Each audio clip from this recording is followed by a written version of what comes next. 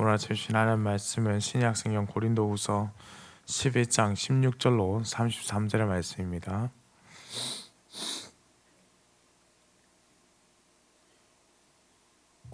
신약성경 고린도후서 11장 16절로 33절입니다.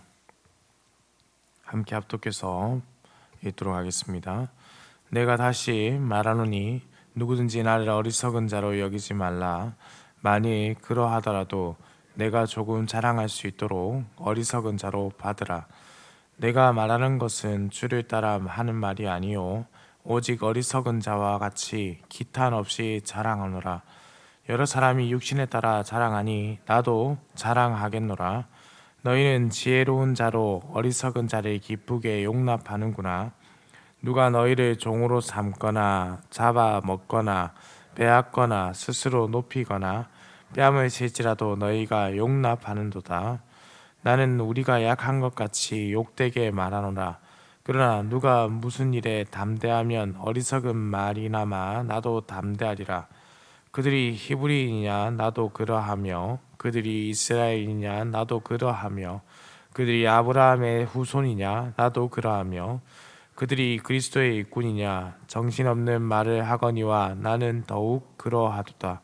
내가 수고를 넘치도록 하고 옥에 갇히기도 더 많이 하고 매도 수없이 맞고 여러 번 죽을 뻔하였으니 유대인들에게 40에서 하나 감한매를 5번 맞았으며 3번 태장으로 맞고 1번 돌로 맞고 3번 파선하고 일주야를 깊은 바다에서 지냈으며 여러 번 여행하면서 강의 위험과 강도의 위험과 동족의 위험과 이방인의 위험과 시내의 위험과 광야의 위험과 바다의 위험과 거짓 형제 중에 위험을 당하고 또 수고하며 애쓰고 여러 번 자지 못하고 줄이며 목마르고 여러 번 굶고 춥고 헐벗었노라. 이외의 일은 고사하고 아직도 날마다 내 속에 눌리는 일이 있으니 곧 모든 교회를 위하여 염려하는 것이라. 누가 약하면 내가 약하지 아니하며 누가 실족하게 되면 내가 애타지 아니하더냐. 내가 부득불 자랑할진대 내가 약한 것을 자랑하리라. 주 예수의 아버지 영원히 찬송할 하나님이 내가 거짓말하는 것을 아시느니라. 다메섹에서 아레다 왕의 고관이 나를 잡으려고 다메섹 성을 지켰으나 나는 광주리를 타고 들창문으로 성벽을 내려가 그 손에서 벗어나노라. 아멘.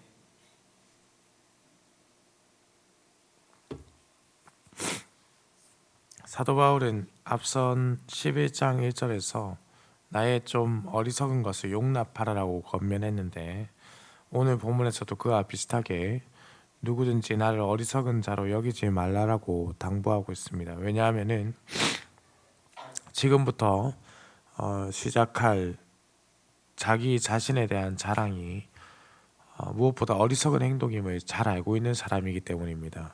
하지만 그럼에도 이 사도 바울이 고린도 교회 성도들이 지금 자신의 말을 보면서 자신을 보며 어리석다라고 생각하지 않기를 바라고 있다는 것은 좀 아이러니하지 않습니까? 그래서 사실은 16절 하반부의 말씀이 좀 중요합니다. 만일 그러하더라도 내가 조금 자랑할 수 있도록 어리석은 자로 받으라는 말씀은 고린도 교회의 성도들의 분별력을 가지고 있지 않았기 때문에 분별력 없는 그들의 잘 속는 속성과 거짓을 증가하는 자들에게 속는 그 어리석은 모습들이 너무나 많았기 때문에 그렇습니다. 그래서 사도 바울은 자신의 이야기를 통해서 어리석은 자들의 이야기를 들었던 그들의 무지함의 그 모습에 지금 접근을 하고 있는 겁니다. 그래서 사도 바울은 17절에 명확히 그 이야기의 이유를 전한대요. 내가 말하는 것은 주를 따라 하는 말이 아니요 오직 어리석은 자와 같이 기탄 없이 자랑하노라. 이는 세상이 하는 방식으로 말한다는 것을 의미하는데요. 인간이 성취해 놓은 것, 힘과 특권, 그리고 영적인 어떤 개인적인 경험 등 그 모든 것들을 의미한다고 할 수 있겠죠. 이 모든 것은 사실은 그러나 하나님을 기쁘시게 하는지를 고려하는 것은 아닙니다. 이 모든 말들은 실로 어리석은 것이며 이미 고린도 교회 안에 이러한 어리석은 모습들이 사도 바울의 대적자들, 그들이 육신에 따라 자랑함으로 나타나기 시작했고, 그들의 모습에 그러한 자랑에 많은 성도들이 지금 속아 넘어간 것입니다. 사실 현대 교회에도 이러한 모습들이 비슷한 일들이 자주 일어나곤 합니다. 예를 들어서 신앙생활을 제대로 하지 않았던 한 학생이 좋은 대학에 진학을 했습니다. 좋은 대학에 진학한 선배의 이야기를 통해서 자신도 그렇게 될 수 있지 않을까 하는 마음을 들게 하는 말들을 교회에서 간증이라는 이름으로 하게 합니다. 제가 실제로 겪은 이야기입니다. 제가 청소년부 고등부를 맡고 있을 때 고등부 내내 교회를 나오지 않았던 한 친구가 서울대에 진학했다는 이유만으로 그 친구에게 그리스도의 간증을 해달라고 선생님들이 부탁을 하더군요. 절대 허락하지 않았습니다. 어디까지나 이러한 일에는 그리스도가 살아있어야 합니다. 사도 바울은 그리스도와 함께하는 자로 그리스도를 위해서 지금 이렇게 말씀을 전하고 있음을 기억해야 합니다. 복음이 우선되지 않는 성공이 우선이 된 그 어떤 말들도 결국 어리석은 말임을 우리가 잘 기억하고 있어야 한다는 것이죠. 이러한 어리석은 자들의 모습은 고린도 교회 교인들을 강제적으로 자신들의 권위 아래 두려고 하는 악한 모습으로 이어지게 됩니다. 사도 바울은 고린도 교회의 노예화의 본질적인 모습을 4개의 표현을 통해서 알려주는데요. 사도 바울의 대적자들의 권위주의의 비열함, 그리고 고린도 교회의 어리석은 자들이 용납하는 잘못된 관용에 대한 비판입니다. 20절에 누가 너희를 종으로 삼거나 잡아먹거나 빼앗거나 스스로 높이거나 뺨을 치지라도 너희가 용납하는도다. 잡아먹거나 빼앗거나, 아마도 그들은 고린도 교회를 향한 탐욕으로 사기를 쳐서 강탈하는 모습이 있었던 것 같습니다. 또한 스스로 높이거나, 여기서 사용된 이 스스로 높이거나는 헬러 에파이레타이라는 단어를 쓰는데요. 스스로 주제 넘게 높이는 것을 의미하는 단어로 이 단어를 고린도 후서 10장 5절에서 사용했었습니다. 하나님을 아는 것을 대적하여 높아진 것, 하나님을 아는 것을 대적하여 높아졌다, 곧 교만한 그 끝을 보여주는 것이죠. 뺨을 칠지라도, 이 친다라는 단어는 현재 문맥으로 봐서 자신들의 주장에 있어서 우쭐하고 의기양양하여 자신들의 권위 아래 복종시킨 그 사람들이 얼굴을 때리는 일을 실제적으로 했을 가능성도 보여주는 것이죠. 얼마나 교만하고 악하게 고린도 교인들을 핍박하고 갉아먹고 있었던가. 21절부터 사도 바울은 자신이 겪은 이 모든 것이 이러한 대적자들의 모습보다 조금도 부족한 것이 없음을 전합니다. 그들이 히브리인이냐 나도 그러하면은 그가 순수한 유대 혈통이라는 것을 의미하죠. 그들이 이스라엘이냐 나도 그러하면은 히브리인과 이스라엘인을 구별할 수 있는 것인가를 해석할 것이 아니라, 그 당시 개종한 자들이 이스라엘이라는 공동체에 속할 수는 있어도 히브리인이라는 것을 될 수 없었다는 것을 감안한다면 아마도 이스라엘이라는 이 용어 자체는 유대인이 되는 일에 종교적이고 사회적인 측면에 대한 이야기라고 할 수 있겠다는 것이죠. 그들이 아브라함의 후손이냐 나도 그러하면은 앞에 언급된 이스라엘이 종교적이고 사회적인 관계에서 해석하며 아브라함의 후손은 신학적인 의미로서의 해석을 가져간다고 볼 수 있겠습니다. 곧 아브라함의 후손에게 주어진 하나님의 부르심인 소명과 연관된 가져온 비유라고 볼 수 있겠죠. 그러나 사실은 명확하게 어떠한 뜻을 담아 이 말씀을 하는지는 사실 알 수는 없습니다. 다만 사도 바울의 주장은 분명하죠. 유대적인 어떤 연결점, 연결고리에 있어서 대적자들이 하는 그 어떤 자랑도 자신에게 비추어 보았을 때 결점이 되지 않는다는 겁니다. 곧 사도 바울도 동일하게 그들처럼 자랑할 수 있는 존재라는 것을 강조해서 보여주는 것이죠. 사도 바울은 매도 수도 없이 맞았고 죽을 뻔도 하였습니다. 유대인들에게 40에서 하나 감한매를 5번 맞았다는 것은 신명기 25장에 기록된 태형에 대한 말씀을 근거로 하는 40대를 넘지 않는 규정에 대한 설명과도 연계되는 겁니다. 이는 혹이나 술을 잘못해서 율법을 어기는 것을 막기 위해 작용된 태형의 장치입니다. 그렇게 매질도 당했다는 것이죠. 그는 또한 한 번은 돌로 맞아 거의 죽음 상태에 이르기도 했습니다. 또한 3번 파선하고 일주일을 깊은 바다에서 보내야 했던 적도 있습니다. 수고하고 애쓰고 자지도 못하고 줄이고 목마르고 여러 번 굶고 춥고 헐벗었습니다. 그러나 이 시련의 목록들을 보았음에도 사도 바울은 이 외의 일은 고사하고 아직도 날마다 내 속에 눌리는 일이 있으니 곧 모든 교회를 위하여 염려하는 것이라.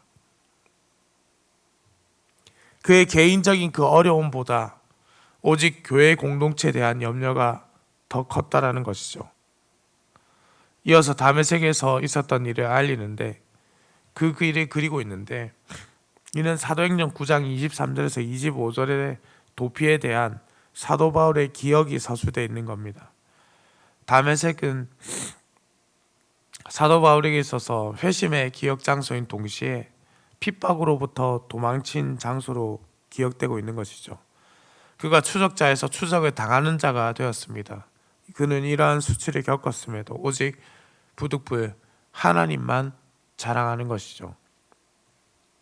사랑하는 흥덕경상교회 성도님들, 우리의 자랑은 무엇입니까?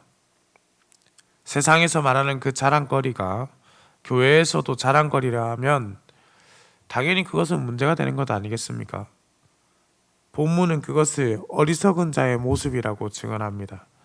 사도 바울도 그러한 모습을 보였습니다 라고 본문을 이해해서는 안 된다는 것이죠. 그 대적자들의 자랑의 제목이 사도 바울에게 없었다는 것이 아니라 그것이 그에게 그리 큰 자랑이 되지 않는데 고린도 교회가 왜 이토록 그러한 자의 이야기에 속아 넘어가는가에 대하여 반문하고자 전하고 있는 것입니다. 우리는 이러한 것을 성공주의라고 말합니다. 교회에 만연한 이 성공주의가 분파를 만들기도 하고 그들에게 힘을 쥐어주기도 합니다. 그러다 보면 교회의 주인이신 예수 그리스도를 기억하지 못하고 자신의 권위와 권세만을 주장할 따름입니다. 사랑하는 성도님들, 무엇을 주장하고 무엇을 자랑하십니까?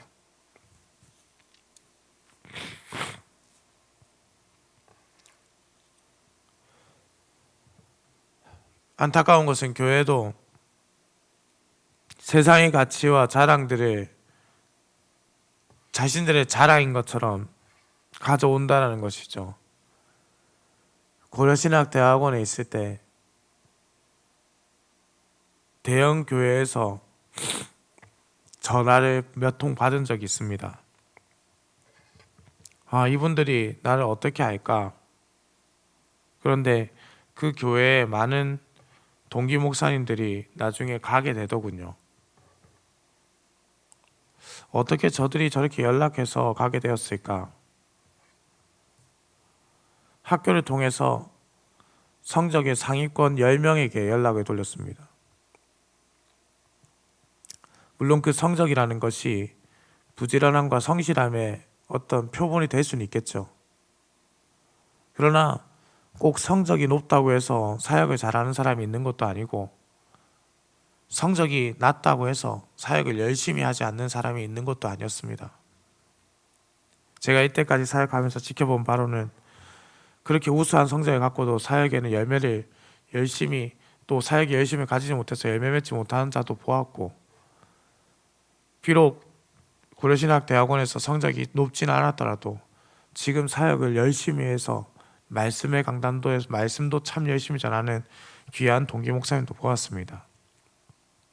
그런데 교회가 세상이 하는 것처럼 마치 성적을 통해서 엘리트들을 뽑아가는 모습들을 가지고 있다면 그것이 어디 세상이 자랑하는 그것을 교회가 자랑하는 행동이 아니라고 할 수 있겠습니까?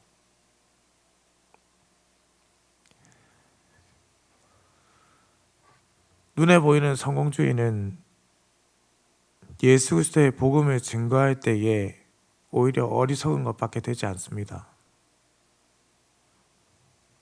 세상의 자랑이 교회에서 무슨 의미가 있습니까? 남들보다 많이 가진 것, 그것이 무슨 자랑이 됩니까? 그저 하나님께서 베풀어 주신 것인데요. 자랑을 하려면 하나님의 자랑을 하셔야죠. 그 자랑을 교회에 가지고 들어오는 것은 우리의 연약함이 그러한 자랑을 하고 싶기 때문은 아니겠습니까? 이러한 욕심을 우리가 버려야 하는 것이죠.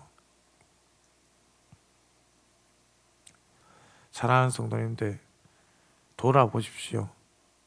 과거 지금보다 잘 살지 못할 때, 가지지 못했을 때, 그리고 지금 나의 모습에도 변함없이 그때도 지금도 우리와 함께 하시는 예수 그리스도가 우리의 자랑이십니다. 그것만이 우리의 자랑이라는 겁니다. 무엇을 더 자랑하며 무엇을 더 움켜쥐며 그것을 교회에 가져와서 그것으로 사람들에게 허황된 것을 꿈꾸게 하고 다른 것에 넘어가게 하시겠습니까?